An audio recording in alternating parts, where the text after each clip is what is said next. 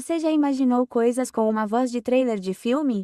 Você sabe, aquela voz dramática que te manda ouvir e ficar intrigado que aparece em alguns trailers de filmes? Achamos que pode funcionar muito bem para a biologia. Um exemplo? Em um mundo, sem oxigênio, uma pequena célula de levedura, vai fazer fermentação.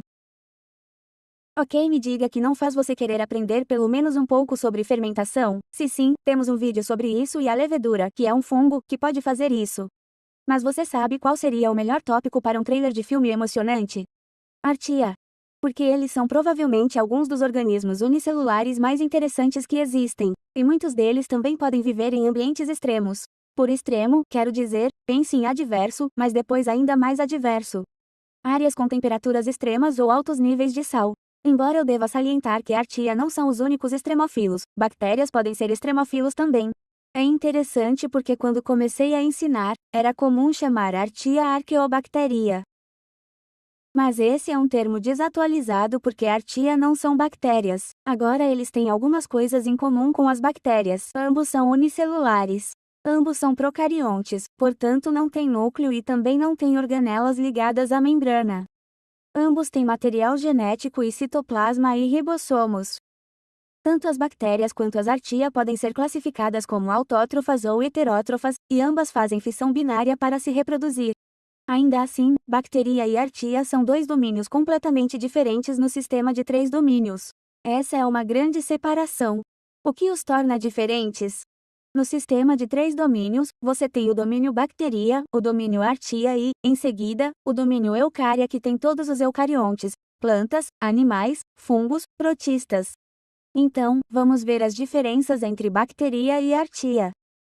A estrutura da membrana é diferente. Lembre-se de que todas as células têm uma membrana, é muito importante para a homeostase. Se você der uma olhada em nossas sugestões de leitura adicional, você também pode explorar como a química da membrana celular do domínio Archaea é diferente. Um exemplo é que as membranas Archaea normalmente contêm ligações éter em vez de ligações éster. Você encontraria ligações éster nas membranas de bacteria e eucária. Algumas Archaea têm uma monocamada lipídica em vez de uma bicamada. Acontece que uma monocamada, assim como algumas outras diferenças estruturais das membranas de Archaea, podem ser úteis para sobreviver em ambientes extremos. Você também encontrará uma parede celular única em Archaea. Lembre-se de que você encontrará paredes celulares em bactérias e também em Archaea. As paredes celulares de Archaea podem ser muito diversas, mas não possuem esse polímero grande chamado peptidoglicano. Você encontrará peptidoglicano nas paredes celulares de bactérias gram-positivas e gram-negativas. Enquanto Archaea também pode tecnicamente ser gram-positiva ou gram-negativa, a maioria das Archaea de coloração gram-negativa Archaea não tem o peptidoglicano. Archaea pode ter pseudopeptidoglicano, o que é um pouco confuso, mas tem uma química diferente. Como todos os organismos, Archaea tem material genético. Semelhante às bactérias, o DNA da Archaea geralmente é organizado em um círculo. Embora enquanto as bactérias tendem a ter uma origem de replicação, Archaea tendem a ter várias. Ao estudar a genética de Archaea, é interessante que agora os cientistas encontram mais semelhanças entre a genética de eucária e Archaea do que entre Archaea e bacteria. Então, no geral, essas foram apenas algumas comparações de Archaea com bactérias. Tenha em mente que a maioria das Archaea não pode ser cultivada em laboratório. Isso ocorre porque há muitas coisas desconhecidas sobre o tipo de meio em que elas precisam crescer ou nutrientes ou controles ambientais para cultivá-las em laboratório. Embora esse seja um desafio comum para alguns tipos de bactérias também. Antes de irmos, quero mencionar meu gênero favorito de Archaea. Então eu não estive em uma fonte vulcânica, ainda.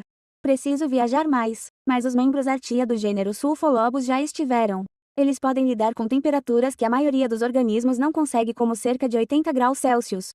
Quente. E isso não é tudo. Este gênero também pode lidar com condições muito ácidas. Substâncias como o sulfeto de hidrogênio, que é perigoso para a maioria dos organismos vivos, não os detém. Há interesse em estudar como esses Archaea poderiam ser usados para tratar resíduos industriais e até mesmo converter partes desses resíduos industriais em algo que possa ser útil.